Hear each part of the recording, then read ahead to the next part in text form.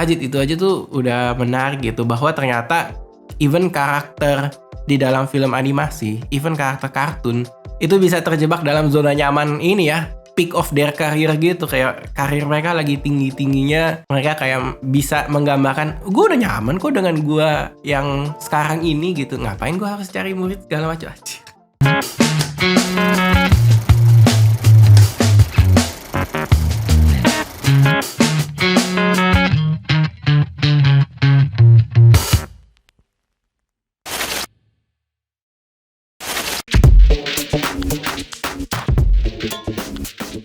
Halo semuanya, selamat datang lagi di LNF ya, Lembaga Ngoceh Film bersama gue Arif. Sorry banget baru sempat rekaman. Dan di video kali ini gue sendirian karena beberapa host yang lain, Kak Upi dan Kak Dia sibuk gitu, jadi gak bisa ikutan di sini gitu. Oke, jadi ya daripada gak ada video, gue kerjain sendirilah gitu. Gue pengen ngebahas salah satu film yang baru aja tayang di Indonesia. Tayangnya tuh sebenarnya secara reguler tanggal 6 Maret, tapi beberapa hari sebelumnya ada penayangan spesial ya, judulnya Kung Fu Panda 4 ya. Wah, gila. Ini salah satu film kartun, film animasi yang gue suka sejak kecil. Jadi kalian bisa tahu lah, ini dari umur berapa gue nonton. Menurut gue, franchise salah satu ini tuh termasuk franchise yang secara developmentnya tuh sehat gitu, oke? Dan gue pengen bahas sedikit mengenai itu gitu, berkaitan dengan filmnya dan alasan kenapa gue bisa suka sama film si Kung Fu Panda 4 ini gitu. Jadi gue mulai dari sinopsisnya dulu kali ya. Jelas ini melanjutkan cerita atau petualangan dari Po ya, si The Dragon Warrior. Dimana di film ini tuh digambarkan dia dipaksa oleh gurunya si Master Shifu untuk segera mencari penerus gitu. Jadi lu jangan jadi Dragon Warrior melulu, lu harus udah naik satu tingkat lagi di atas, and then lu cari penerus lu gitu, biar ada regenerasi gitu. Secara premis, ini udah sangat ngehook banget gitu. Wah anjir, ini jadi pahlawan kita dipaksa cari murid gitu. And then konflik tuh dimulai ketika ada ancaman yang datang ya dari negara atau kota di nun jauh sana. Ada seorang penyihir ya, atau sorceress gitu, yang namanya tuh The Chameleon gitu ya. Namanya tuh cuman Chameleon doang gitu, The Chameleon gitu. Dan menurut gua ini sangat jenius sih. Nanti akan gue jelasin kenapa. Dan informasi ini dia dapat dari seekor rubah ya, atau fox bilangnya, yang dia temui gitu ya, yang si Po ketemuin di Jade Castle gitu, atau Kastil Giok, ketika dia hendak mencuri barang-barang berharga di dalamnya gitu. Jadi ya mereka mulai berinteraksi di sana. Po meminta petunjuk dari rubah ini ya, yang bernama Sen. Ya udah, mereka mulai dah tuh petualangannya gitu. And then the story goes on gitu. Gue tuh sangat amazed dan suka sama film ini ya. Kalau kalian perhatiin di platform-platform penilaian film gitu, seperti Rotten Tomatoes, franchise Kung Fu Panda ya, yang filmnya nih. Jadi Kung Fu Panda 1 tahun 2008, Kung Fu Panda 2 tuh kalau nggak salah 2011 atau 2012. Kung Fu Panda 3 itu gue inget banget di 2016 gitu. Itu gue pas masih kuliah dan masih skripsi lah gitu. 3 film ini ya, 1, 2, 3, Rotten Tomatoes-nya tuh gak pernah di bawah 80%. Kalian bisa cari deh. Gak tahu ya hari ini turun atau enggak gitu. Tapi seingat gue yang paling rendah itu di Kung Fu Panda 2. Kung Fu Panda 2 kalau nggak salah Rotten Tomato-nya tuh di 81% atau 80% pas gitu. Tapi nggak pernah di bawah 80%. Kenapa? Karena menurut gue secara penulisan, franchise ini tuh bener-bener into detail gitu. Saking into detailnya, biasanya ceritanya tuh terkesan sangat simple. Well, at least buat orang-orang yang biasa nonton, jam terbang nontonnya tinggi, atau memang ya simply being a jerk aja gitu. Nggak bercanda ya, kayak enggak kok, emang ceritanya simple banget gitu. Kayak gue ngerasa filmnya yang keempat pun juga demikian gitu. Kayak dengan alurnya yang relatif simple, dan harus diingat ya, film ini tuh film semua umur gitu. Jadi mau dewasa, mau remaja, mau anak kecil, itu bisa nikmatin dan tertawa bareng-bareng terhadap cerita yang disuguhkan gitu. Tapi dari simplicity ceritanya ini, justru gue dapat banyak banget kesempatan untuk ngelihat banyak sekali detail, banyak sekali keputusan-keputusan kreatif dalam proses penulisannya yang tertuang di dalam ceritanya. Itu ya benar-benar dipikirin matang-matang banget, dan itu yang membuat gua suka sama filmnya yang keempat ini. Bahwa secara temanya tuh tentang perubahan gitu. Jadi perubahan tuh angle-nya tuh macem-macem. Misalkan berubah dari seorang petarung gitu ya, petarung naga gitu, Dragon Warrior, kamu harus naik satu level di Po biar jadi guru gitu. Terus kamu harus cari murid baru kamu gitu. Ajit, itu aja tuh udah menarik gitu, bahwa ternyata even karakter di dalam film animasi, even karakter kartun itu bisa terjebak dalam zona nyaman ini ya, peak of their career gitu. Kayak karir mereka lagi tinggi-tingginya, mereka kayak bisa menggambarkan, gue udah nyaman kok dengan gue yang sekarang ini gitu, ngapain gue harus cari murid segala macam. Gila, Ajit bisa kepikiran. Dan itu ditayangkan di filmnya yang keempat. Ya notabene film pertamanya tuh tahun 2008 gitu. Jadi kalian bisa hitung secara tahun, jaraknya tuh 16 tahun gitu. 16 tahun tuh kalian bisa bayangin gak sih? Gue dulu nonton ini berarti kan masih SMP lah. SMP plus 16 tahun, ya gue juga lagi sekarang kerja, lagi berkarir gitu. Terus dapat film yang kayak gini, Ajit, kok bisa karakter kartun hampir relate sama real life gitu soal urusan kerjaan gitu. Tema perubahan ini tuh juga muncul di karakter sampingannya ya, atau dua karakter utama kedua dan antagonisnya gitu, si The Chameleon sama si Zen tadi yang berubah ya. Gue ngelihat gini sih, sebelum gue ngomong tentang tema perubahan di diri mereka ya, gue juga amazed sama penulisan dan pemilihan. Kenapa binatangnya harus mereka? Kenapa harus bunglon? Kenapa harus rubah? Karena ada sebuah stereotype yang sudah terbentuk dari dua binatang ini ketika dijadikan bahan cerita gitu. Katakanlah kalau misalkan dongeng anak-anak, katakanlah kalau misalkan cerita fabel bilangnya ya, rubah tuh sifatnya seperti apa, Chameleon tuh sifatnya seperti apa gitu. Kalau gue boleh bandingin sama film kartun seberang gitu ya, dari Disney, Zootopia. Kalian tahu kan karakter utamanya ada dua kan, yang satu kelinci, yang satu sifat itu di film ini tuh ya ada juga gitu. Jadi sebuah hal yang sangat wajar menurut gua kalau secara cerita tuh predictable. Tapi yang nggak ketebak itu adalah angle terkait perubahan ini yang ditulis, diracik lewat perubahan atau karakternya si Zen ini gitu. Demikian juga dengan Chameleon gitu. Chameleon nih sebenarnya secara screen time dia tuh bukan antagonis yang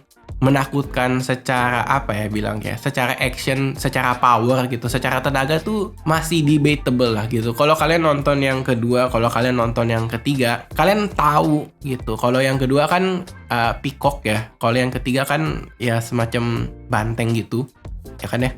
Yang ketiga tuh jenderal kalau nggak salah, musuhnya Jenderal Kai iya. Kalau si kedua tuh Lord Sen. Kalian tahu kalau Lord Sen tuh setup stakes pertarungannya seperti apa?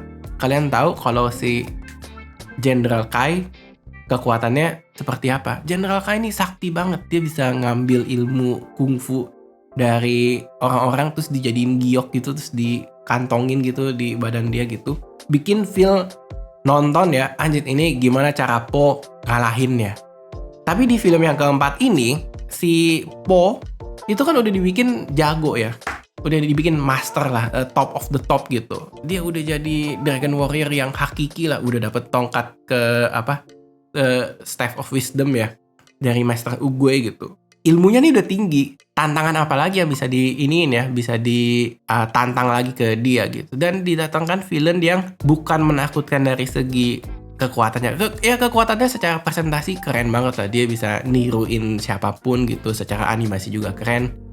Tapi lebih ke filosofinya sih. Kayak Ajit lucu banget ya. Dia nih bunglon. Bunglon nih bisa berubah-ubah dari segi badannya. Tapi dari segi ngotot sifatnya, ya dia memang pengen berbuat jahat mah udah sedari dulu gitu. Nggak berubah-berubah aja gitu. Itu yang berhasil menurut gue ditulis dengan sangat ciamik lah di film ini gitu. Gue juga ngelihat tema perubahan tuh ada dari beberapa karakter sampingan. Gue nggak mau spoiler gitu, ada kejutan lah. Tapi salah satunya yang menurut gue cukup amazing adalah bapak-bapaknya Po ya. Po punya 2 bapak gitu, bapak asli sama bapak angkat aja, lucu banget lagi. Mr. Lee sama Mr. Pink. Ini mereka jadi comic relief ya sepanjang film. Tapi bisa kalian lihat betapa menggambarkan ya film ini tuh nggak menjadi sebuah film keluarga kalau nggak ada 2 karakter ini gitu. Gua sangat ajit, mereka nulisnya pinter juga ya sampai sebegininya gitu. Ya itu soal penulisan lah ya, gue udah ngomong panjang lebar. Secara penulisan gue suka banget. Pintar gitu ya, memilih beats, memilih keputusan-keputusan bercerita, dan mengeskalasi karakternya, mengekspansi dunianya juga gitu, bisa sampai sejauh ini gitu. Nah, yang kedua, gue mau ngomongin soal penulisan dialog-dialog dan jokesnya ya, anjir gila.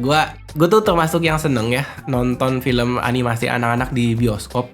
Karena gue pengen tahu anak zaman sekarang tuh kalau ketawa mentertawakan jokes yang seperti apa sih gitu. Terus gue juga penasaran, mungkin gak ya gue ketemu anak-anak remaja yang seumuran gue gitu. Ya remaja atau masih umur-umur produktif lah gitu.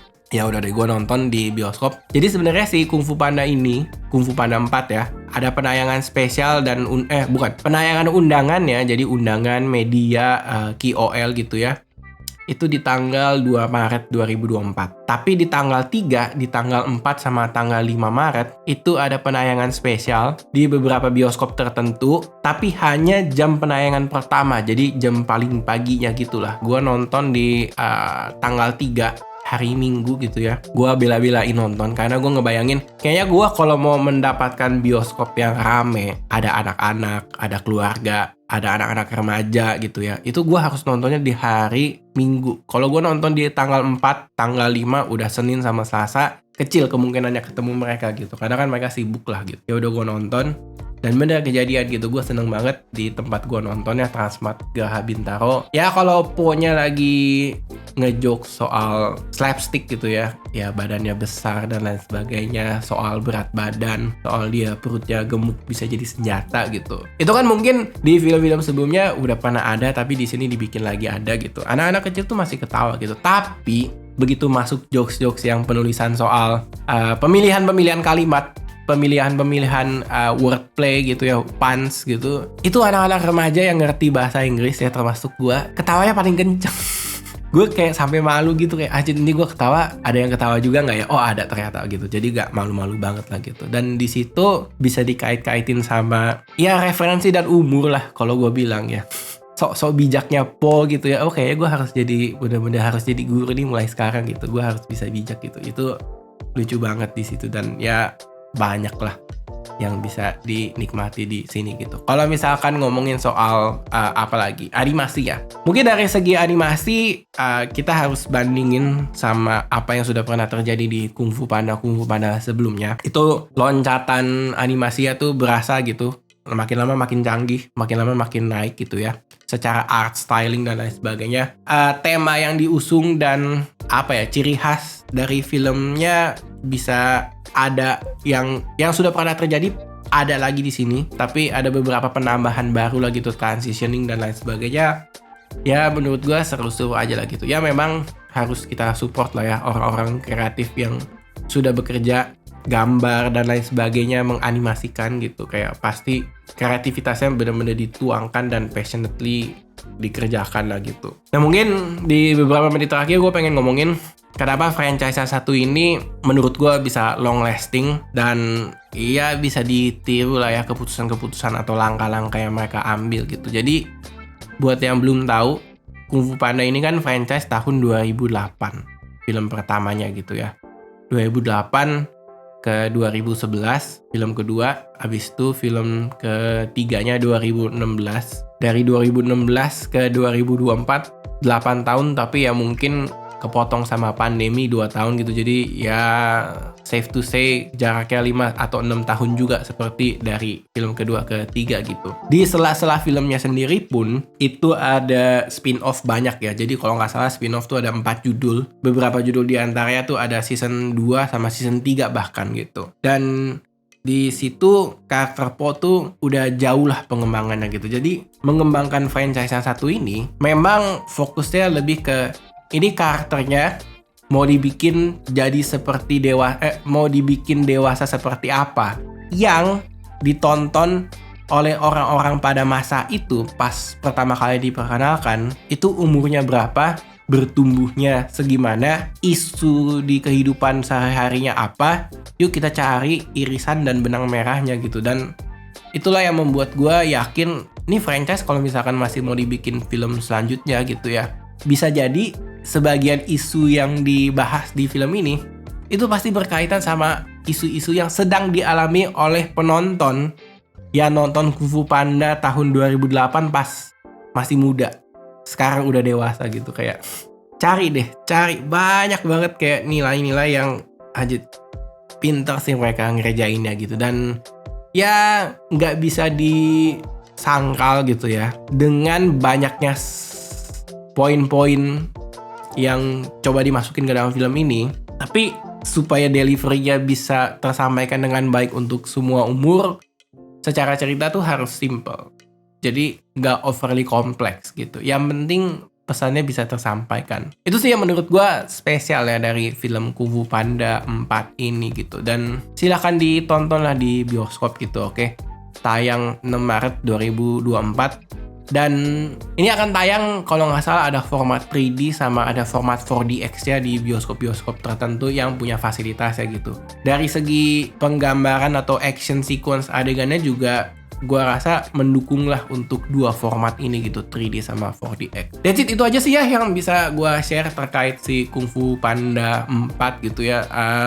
Ini karena gua ngomongnya sendiri ya, jadi pertama kali gua ngomong sendiri di depan kamera seperti ini. Gua nggak tahu secara durasi berapa lama, dan ya gue akan bahas lah dengan Just Talk Media gitu, baiknya segimana dan lain sebagainya gitu. Oke, thank you banget ya udah nonton dari awal sampai akhir. Jumpa lagi di video dari LNF ya, Lembaga Ngoceh Film selanjutnya gitu. Oke, bye-bye semua, thank you.